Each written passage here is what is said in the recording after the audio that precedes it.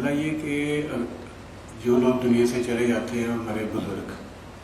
ان کو ثواب پہنچانے کے لیے اگر ہم کسی کو بلاتے ہیں، بچوں کو یا کسی حافظ قرآن کو کہ قرآن پڑھے، تو کیا وہ ثواب انہیں ملتا ہے؟ دوسرا سوال یہ ہے کہ مرنے کے بعد انسان کی زندگی، کیا جو نیک لوگ ہیں وہ قبروں کے اندر ہی ہیں، اور کیا ان کا کوئی عمل دخل دنیا میں رہ جاتا ہے، یا کیا وہ ہمارے لیے کوئی دعا کر سکتے ہیں یا نہیں؟ پلیز ذرا تفصیل سے اس معاملے میں روشنی فرمائیے۔ اس میں تو کیٹیگوریکل میرا جواب ہے کہ قطعاً نہیں، بلکہ یہ بدعت ہے۔ یعنی یہ بجائے آپ کو کوئی ثواب دلانے کے الٹا جو ہے آپ پر گرفت ہو جائے گی، ایسی کوئی چیز صحابہ سے ثابت نہیں ہے۔ اور ہمارا دین وہی ہے، ما انا علیہ واصحابی، رسول نے فرمایا جس چیز پر میرا عمل ہے اور میرے صحابہ کا ہے، دین تو اصل میں وہی ہے۔ جہاں تک ایصال ثواب کا تعلق ہے، اس میں ہمارے ہاں ذرا کافی مختلف آراء موجود ہیں۔ مجھے اس رائے سے اتفاق ہے کہ مالی اگر کوئی عبادت ہے، اس کا ثواب آپ اپنے کسی فوت شدہ بزرگ کو منتقل کر سکتے ہیں۔ مطلب آپ نے کسی بیوہ کی کوئی مدد کی ہے، کسی یتیم کی کوئی مدد کی ہے، کسی دینی کام میں پیسہ لگایا ہے، کوئی صدقہ جاریہ شروع کیا ہے خدمت خلق کے لیے وغیرہ وغیرہ، تو اس کی تو جو ہے اس کے ثواب کو منتقل کیا جا سکتا ہے کہ اللہ اس کا ثواب میرے والد یا میری والدہ کے وہ کو پہنچا دے۔ جسمانی نہیں، آپ نماز پڑھ کے کہیں اس کا ثواب، یا روزہ رکھ کر کہیں کہ اس کا ثواب، یا یہ کہ آپ قرآن پڑھ کر کہیں، یہ آپ ہی کو ثواب ہوگا، آپ خود پڑھیں گے آپ کو ثواب ہوگا۔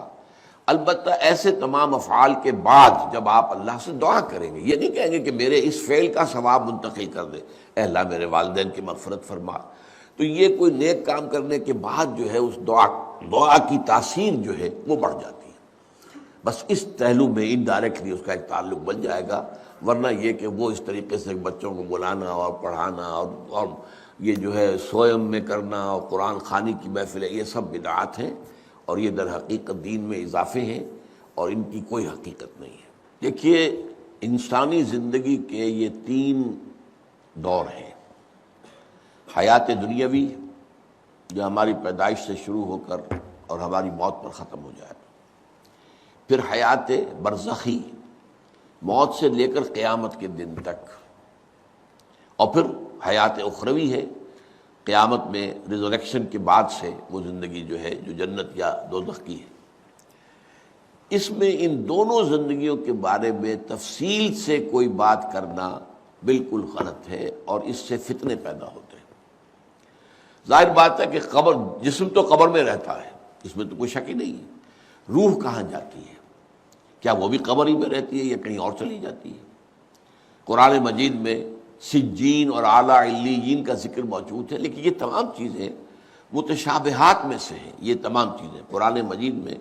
سورہ آل عمران کے شروع میں بیان کیا گیا ہے کہ ہم نے یہ کتاب اتاری ہے، اس میں کچھ آیات محکمات ہیں، کچھ متشابہات ہیں۔ وہ متشابہات کا ایگزیکٹ مفہوم جاننا اس وقت ہمارے لیے ممکن نہیں ہے۔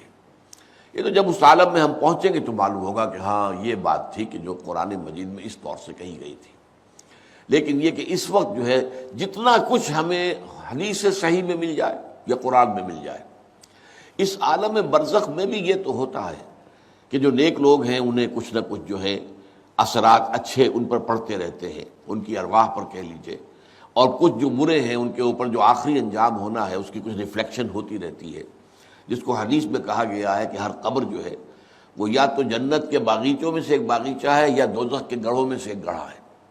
یا کہیں کہہ دیا جاتا ہے کہ کھڑکی کھول دی جاتی ہے اس میں، یا جنت کی طرف سے ٹھنڈی ہوائیں آئیں، خوشبوئیں آئیں، اور یا دوزخ کی طرف سے کہ آگ کی لپٹ آئے۔ دوزخ میں داخل ہوں گے قیامت کے بعد ہی، اور جنت میں داخل ہوں گے قیامت کے بعد ہی، لیکن اس کے کچھ آثار پڑنے شروع ہو جاتے ہیں، وہ جس کو انگریزی میں آپ کہتے ہیں coming events cast their shadows before, بعد میں آنے والے واقعات جو ہیں ان کے کچھ سائے جو ہیں پہلے سے آنے شروع ہو جاتے ہیں۔ تو اسی طرح سمجھیے کہ جو کچھ آخرت میں کسی انسان کے ساتھ ہونا ہے اس کا ایک عکس جو ہے وہ عالم برزخ میں شروع ہو جاتا ہے۔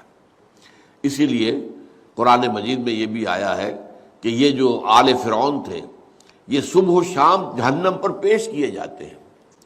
اور قیامت کے دن پھر کہہ دیا جائے گا ادخلوا آل فرعون النار، ان کو داخل کر دو آگ کے اندر۔ تو یہ اس حد تک، باقی یہ ہے کہ تفصیل میں جانا، ہاں ایک رائے ہے، یہ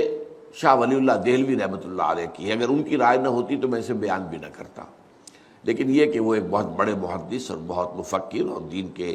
فلسفے سے بہت بڑے واقف انسان تھے،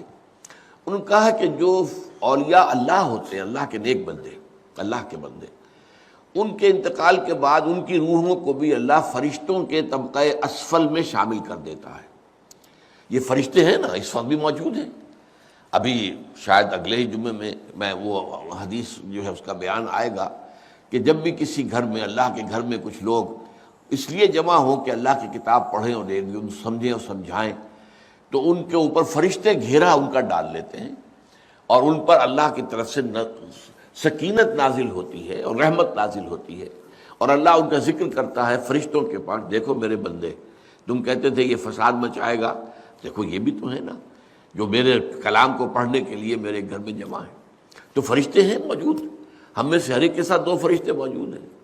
تو یہ فرشتہ اسفل ہے، سب سے نیچے، جو دنیا کے کاروبار کو چلانے میں اللہ تعالیٰ کے سول سرونٹس ہیں، پھر اس سے اوپر کے فرشتے ہیں، اس سے اور اوپر کے فرشتے، پھر مقربین ہیں جو اللہ تعالیٰ کے قریب ترین فرشتے ہیں۔